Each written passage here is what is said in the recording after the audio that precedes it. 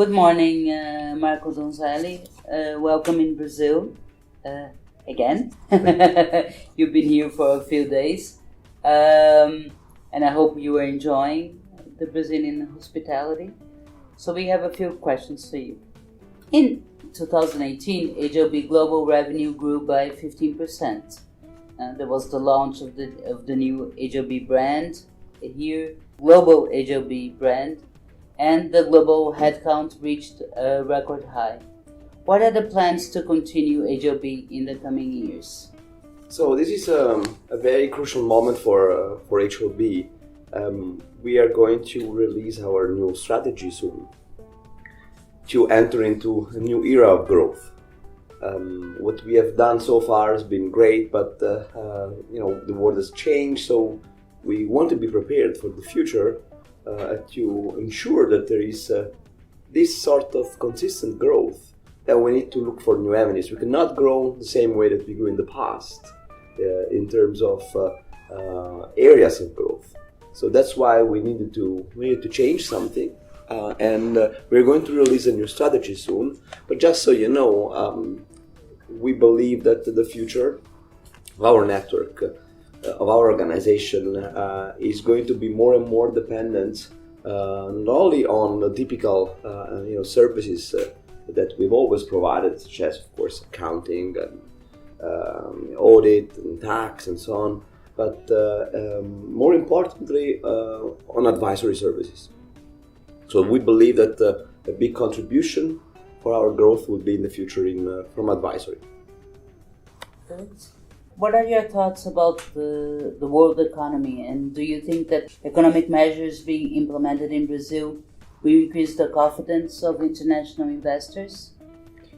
The world is living very difficult, turbulent times, as you know.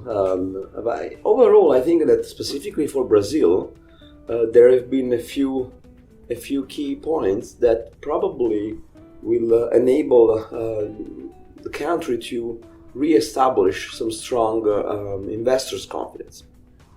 I'm talking about reforms within the privatization on a number of industries, which will enable some competitive markets. Competition is good in general, and of course the social security reform, the tax reform.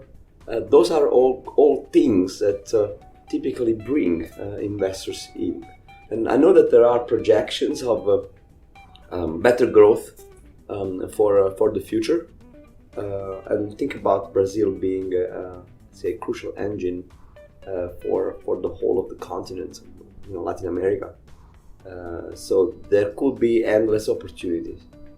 Yeah, and a lot of investments in infrastructure also, because yes. they are also correct. They drive very needed and also welcome. Yes, the infrastructure is always a key sector to drive growth, because think about that. A part of it is needed, of course, but on the top of that there is a whole engine that kicks off, because if you actually have to build, then all the industries that work with infrastructure industry to make that constructions happen have to start working. So there is investment in all the side industries. There are more jobs, and then more consumer power, more money is fueled into the economy, and then automatically this drives demands. So typically, when there are investments in real estate and infrastructure, then a new fuel into the economy, and a new era of growth it becomes. That's what happens typically in economic cycles. For sure. What are your thoughts about increasing revenue by HLB in Brazil and South America in general in the coming years? Right. So we have very ambitious plans for Latin America, but more specifically for Brazil, being the most important economy in Latin America, and being the most important trade partner for the US in Latin America. So overall, we want to more than double the the presence that we currently have in Brazil over the next few years. As for Latin America, also there will be substantial growth, but in absolute terms, what is going to be achieved in Brazil is not possible, of course, be achieved in the other countries, just for the weight that the country has. And I believe that Brazil itself will be a key driver of growth for the other countries as well in HLB. Very good. We are very motivated for this to happen. Count on us. What are the most important issues impacting audit and advisory networks worldwide? I think as for audit, but there is always audit is a very delicate area, as you know. So the quality of the professionals is very, very important. Ethics is crucial. Independence. It's a very, very difficult profession, so it has to be done. It has to be done properly in the right way. You see all sorts of things happening, with the very, very established brand that take a lot of good care of the quality. But despite that, you see every so often cases that are somewhat undermining the reputation, not of those brands, but not just of those brands, but in general of the profession as a whole. So I think those are points that are always very crucial in the various networks. So it's very important to understand what is the risk level that you want to take, and what are the measures that you are going to implement depending on the risk that you are prepared to take. Where do you foresee most growth in terms of countries and which sectors? So as for countries, you mean in HLB? Yes. So we have a very detailed plan, of course, on what we want to be, where we want to go, also per each country. I would say that in both in absolute terms and in percentage level, the country that we foresee to grow the most is the US. In general, North America, but especially the US. US, of course, is a key driver of growth for the network, for international growth, and also the companies that are going cross-border. The US is the most important market, both inbound and outbound. So we really want to make sure that we don't miss on this opportunity to grow there. There are spaces for growth, and a lot of the growth in the US will also come through acquisitions. So there will be M&A activity. So we will incorporate a lot of companies. We're already doing this, and not necessarily we're talking about typical accounting firms. So we have been merging in a lot of technology, cybersecurity, data related organizations. So that will happen more and more. And any specific sectors? As for sectors, I think in general, it comes without saying that emerging technologies is a key sector, just because we believe that we have a very good understanding with the entrepreneurs, with technology entrepreneurs. Those are really companies that will grow the most in the future, and they share the same sort of philosophy of our people. Mm-hmm, mm-hmm. So I think there is a very good fit, and also the application of emerging technologies now goes is not selling technology per se, is actually going across industries. So for us, for example, we believe there is a lot of scope for our organization within agri-tech, advertising technology, within ed-tech, in part also like fintech, depending on the type of area of fintech, but most importantly the area of fintech which is more cross-border. So For example, we provide a lot of services to cryptocurrency-related organizations.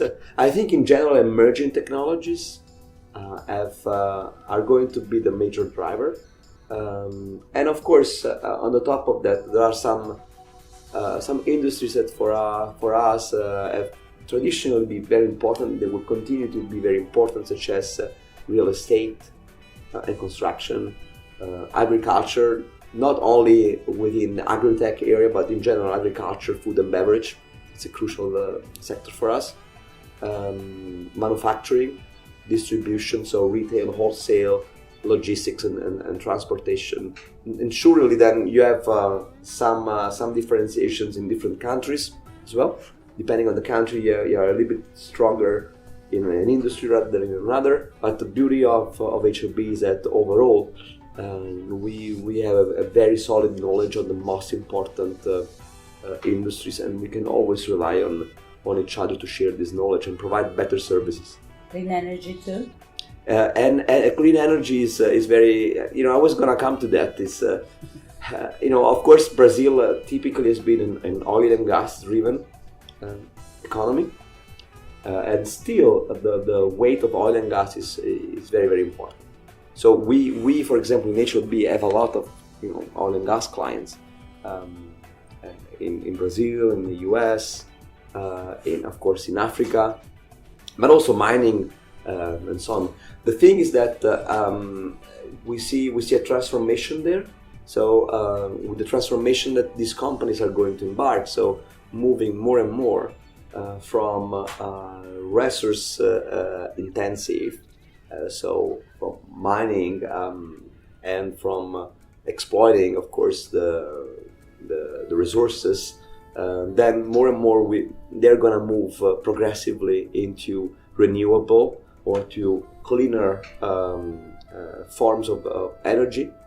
And then we are trying, of course, what we will do, we will try to accompany them as much as possible. We have, of course, like some strong knowledge in the clean energy area, and it's a wish also that this is actually accelerated, this growth into this area, so that our planet also can benefit. And it needs it, right? Yes, yes. Please tell us more about HLB Brazil and the importance of Brazil for growth in the region. So, regarding HLB Brazil, at the moment, I think we've been very happy about the transformation that we've been having. We've been in Brazil for a long time, but just now it occurred to us that we wanted to upscale. The importance of Brazil, we believe, is going to be crucial for the future. There will be a lot of changes in the world. Brazil is now a top 10 economy. I think it is number 8 probably. And even if in the past few years there have been a few bumps, there is no doubt that there is going to be a very, very steep growth trajectory. There is a lot still to do in Brazil. And a lot of companies, Brazil is important not just as an inbound destination. Brazil is becoming more and more important as an outbound destination. We see a lot of companies now going from Brazil to other countries, and especially Latin America. So Brazil is going to be a driver for growth in general as an economy, and more importantly in HLB. And last but not least, how do you think trade uncertainties such as the Brexit and the US-China trade conflict impact the international business environment? Look, all sort of, I'll say, indices about people confidence about the economy have not been too positive. So definitely events such as the Brexit, of course, the B word, and the trade war between the US and China. But there have been a lot of other things, a lot of maybe government that have not gained let's say a lot of confidence from the public, especially at international level. So those things have seriously affected cross-border investment in general. So you can see that the level of cross-border investment over the last few years have decreased or been flat compared to the previous years where you saw a lot of globalization happening. Now we have experienced a little bit of descent. Nevertheless, taking for example the case of Brexit, I think most of the negative effects have already been discounted by by the economies in general. The way economy and finance works is that typically those factors are, let's say, discounted earlier. Yes. So because as an investor, I worry about something as a smart investor early time. So typically, when everybody is very negative, then typically it's a good time because then things are gonna change. Mm-hmm. So that's the dynamic of stock markets as well.